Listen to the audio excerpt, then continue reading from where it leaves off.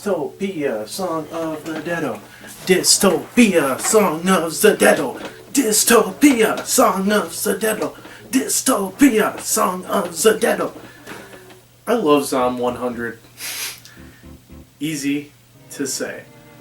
So, like I promised you guys, I'm expanding into anime. Other than JoJo's and Pokemon and Dragon Ball. And my friends introduced me to ZOM 100 Bucket List of the Dead by showing me the first episode. And I fell in love with it pretty much instantly. I mean, obviously it doesn't beat JoJo's to me, but I found it to be a very good and funny show. So for the quick synopsis, because I don't want to give too much away, especially because we're only 9 episodes in and then it went on hiatus. There is a boy named Akira, or Akira, however you want to pronounce it. He was basically trapped in his job for 3 years to a exploitative company. For example, his first day at work was 48 hours. Basically, he joined it being all excited and happy and everything, and then basically it drained the life out of him to where he was a shell of his former self.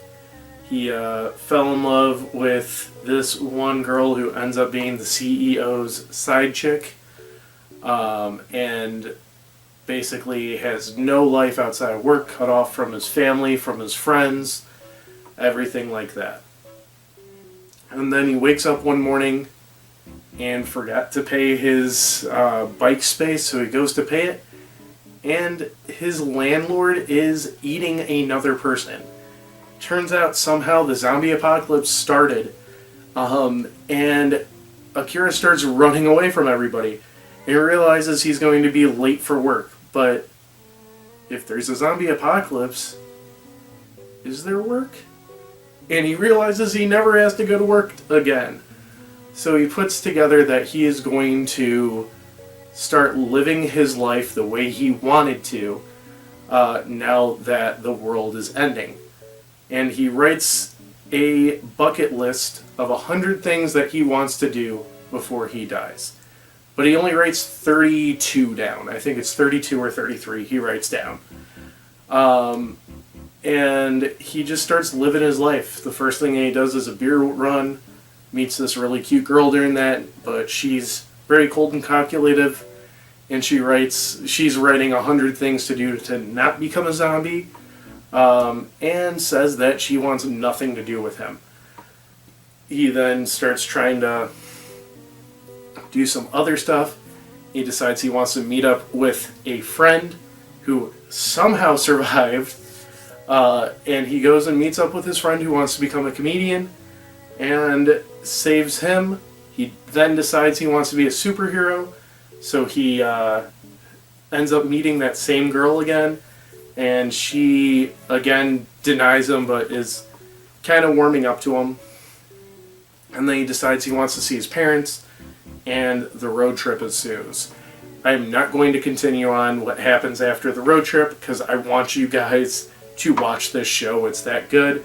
And that's where the show really starts picking up. I mean, it picks up basically from the first episode, but this is where I feel like the direction that it's going. We get to see some other people's perspectives. His friends start adding on to things on the bucket list. And we also get a little nice twist at the end of the 9th episode, which is not the last episode. It's just on hiatus. And I don't want to talk about what that twist is because it's making me so mad that they're on hiatus. I think Akira is a very enjoyable and relatable character. I feel like nowadays, especially after COVID, a lot of us are kind of at that point where we're like, yeah, we spend too much at our jobs and too little doing what we want to do, but we're all kind of stuck in that loop of we have to work to survive. And I like I'm not a big fan of like zombie apocalypses. I know I like Last of Us and like Call of Duty zombies. Call of Duty zombies isn't a realistic zombie apocalypse. But I like them using this as a way to, okay, now I can live my life the way I wanted to. And like, all I'll say about, I'm trying to say this without spoiling the twist at the end of episode 9, but all of Acura's stuff this is stuff that I've wanted to do my entire life. It's not breaking any laws or doing anything like that. I want to build a tree house. I want to do this. I want to do that. Like all healthy stuff that is making him enjoy life more. And I mean, you see it in Akira about like when he's at his job, he's just like drone like that, and then as soon as the apocalypse happens, he is all smiles, all happy, all encouraging, all positive. And it's really great to see like the message of this show is do what makes you happy. And I think that's like a really great message. I think the art style in this is also very beautiful. When he's in his job and everything before the apocalypse, it's very dreary, black and white and everything like that. And then as Acura gets happier, there's more color. Even the blood is not a consistent red color. It's tons of different colors. It's like really nice to see like how positive he's making the situation. He's also like helping his friends out. Like his one friend that wants to be a comedian was also stuck in a job that he didn't like, but he was playing it up that it was a great job and blah blah blah.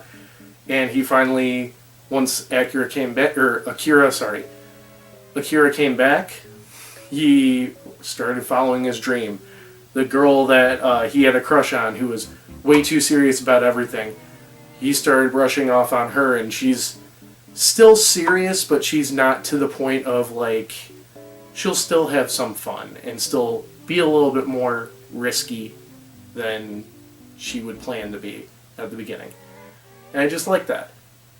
I don't want to get into anything else without spoiling it. I pretty much covered everything I wanted to. I highly suggest watching it. It's on Netflix. I did watch the dubbed, but I did watch the first episode subbed. They both sounded great, so make sure you check it out. And make sure you guys leave a like, comment, subscribe, ring that bell. I give this series a 8 out of 10 so far. Just wish there was more episodes. But yeah, so thank you guys. Have a great night. And remember to live life to your fullest. It's that Nerd Ryan.